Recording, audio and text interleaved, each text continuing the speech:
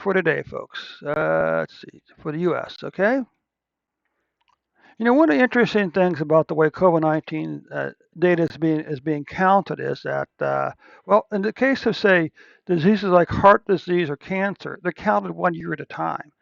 So every year on January 1st, cancer and heart disease deaths are set to zero. But yet for COVID-19, we count cases and deaths from the very first case, which is January 2020, and the very first death, which is the end of February 2020. Okay, so we need to keep that in mind. Now, why is that? You know, I don't know why exactly that is. I'm not really sure, except that you know, it does keep. That's of course what it does. It reminds us of how bad it's been. Maybe the point is to constantly remind us, oh man, how bad things really are. Because if you look at this year, you can see for the first half of the year, cases and deaths declined in the U.S. Okay, declined in the U.S. Okay, so since January 2021, the U.S. has had 40, let's say 46 million cases, and since the very end of February 2020, the U.S. has had 745,832 deaths. Now, the average number of cases is currently 70,942. If we project it out for 12 months, that means about this year, next time, we'll have an additional 25.8 million cases. We're currently averaging 1,220 deaths, which projects out for 12 months at 445,546 deaths over the next 12 months. Now,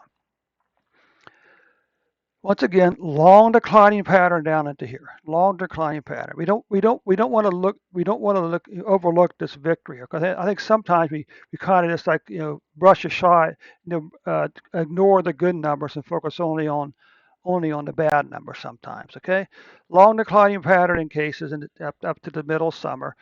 Now we had this big spike back up over here. Not as big as this. I mean, you can see where the monthly numbers are. Not even close to this number up there. Okay. Now, some people say this is a Delta variant. Well, the question is, do we know for a fact that that's a Delta variant?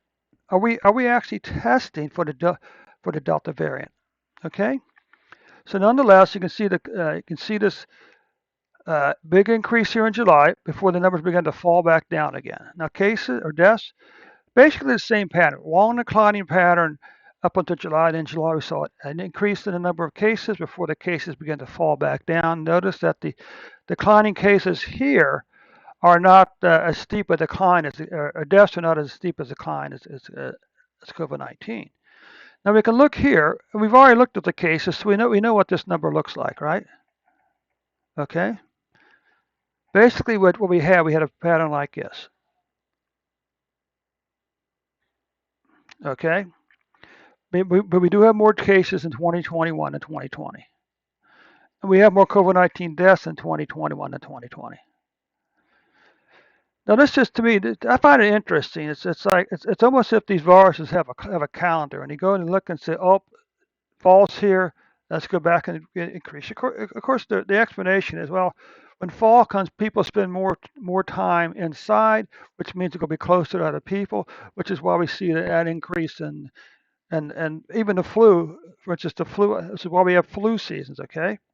Of course, we have flu vaccines, and people don't take the flu vaccine, right? But no one shames a person for not taking the flu vaccine, right? But anyway, you can see this pattern here.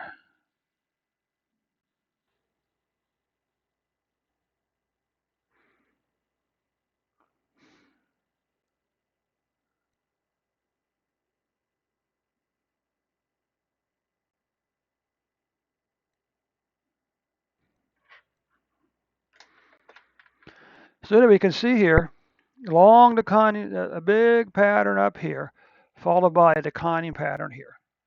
Same thing for deaths. These are quarterly cases. Unfortunately, the third quarter of 2020 is the third most has the third most cases of any quarter so far, and the same thing with deaths. The third quarter of 2021 has the third most deaths from any quarter so far. And these are just some numbers. I probably should clean this report up a little bit. That's what I need to do. So you can see your cases spiked back here on January 8th at 303,187. Before having this big long declining pattern all the way down to July. Then in July, For whatever reasons, the numbers just shot back up as high as 277,124 on September the 7th.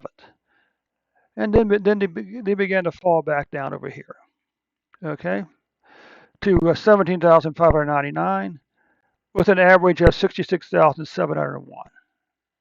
Now, what about deaths? Well,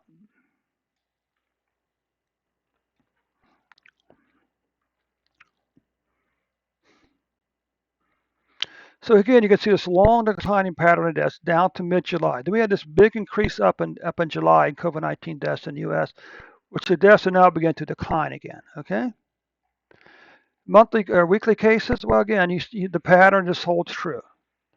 The thing about we use we use like weekly numbers to kind of smooth out some of the volatility in the course of the week.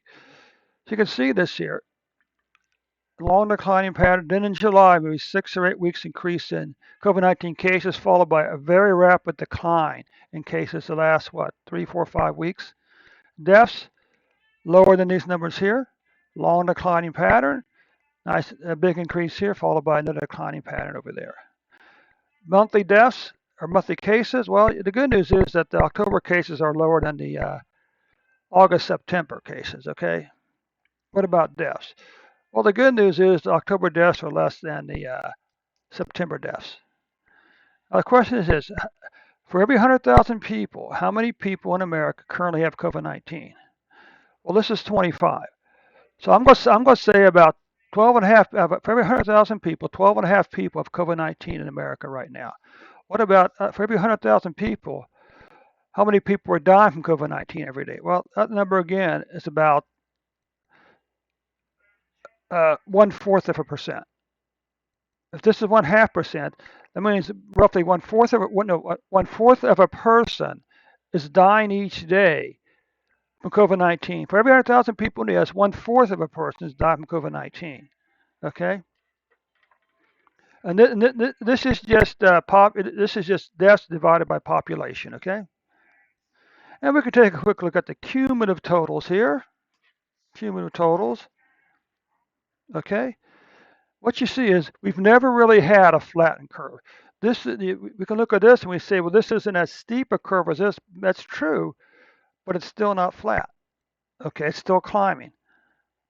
The same way here. This is flatter than this, but it's still not really flat. And you can see also the deaths began to increase here towards the end of summer also. Okay, America, that concludes your report for today. Thanks so much, YouTube family, for stopping by. If you watch this video on YouTube, one favor today, click on that like button, okay? And also, once again, before I let you go, my family on Twitch, I need your help to reach that final metric. That's the consecutive people in the chat session at one time. Every other metric's been met. That's that one metric about chat is the one that's keep me from reaching affiliate status, at least for this month. Okay? Thanks so much for your time today, Twitch family. We'll catch you later on.